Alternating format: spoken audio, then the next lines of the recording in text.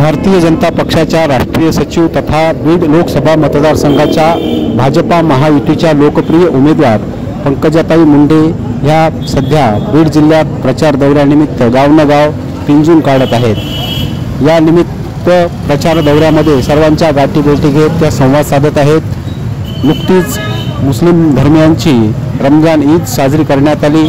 या रमजान ईदच्या पार्श्वभूमीवर परळी वैजनाथ येथे पंकजा मुंडे यांनी प्रचार दौऱ्यातून वेळ काढत विविध ठिकाणी मुस्लिम बांधवांच्या घरी भेट दिल्या, त्यांच्या कुटुंबियाशी संवाद साधला। तसेच मुस्लिम धर्मीय बांधवांना पंकजाताई मुंडे यांनी ईद निमित्त ईद मुबारकही केले।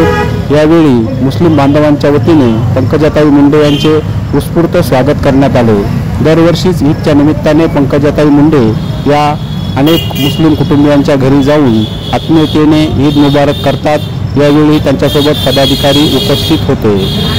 जो रियासत मराठवाड़ा नहीं और हमारा महाराष्ट्र रीजन ही बल्कि पूरे हमारे सरजमीन हिंद के भारतीय जनता पार्टी के जनरल सेक्रेटरी है और साबिका वजीर महिला फलाह बहबूद जो कहलाती है मोहतरमा पंकजा मुंडे साहिबा यहाँ पर हमारे दिन में तशरीफ फरमा हुए हैं। उन्हीं के तमाम ही मान्यवर मोअज़्ज़िज़ मेहमान कराम यहाँ पर हाजिर हैं। नाज़िर हुसैन साहब के घर पर जो ईद उल फितर की मुबारकबाद देने के लिए हाजिर हुई है। मैं ताई साहिबा के ताल्लुक से कहना चाहता हूँ कि ताई साहब के मंजिल पे जो ना पहुँचे उसे रास्ता नहीं कहते, दो चार कदम चलने को चलना नहीं कहते। एक आप है जो कहते हैं कि गैरों को भी अपना, एक हम है कि अपनों को भी अपना नहीं कहते। ऐसी ताई साहबा की अमल चलाई। और ये कहना चाहता हूँ कि ताई हमारे जो कि लोकसभा के कैंडिडेट हैं कि मैं कहना चाहता हूँ कि दायरे में सिमट के आई है, हर रिवायत से हट के आई है। दायरे में सिमट के आई है, हर रिवायत से हट के आई है।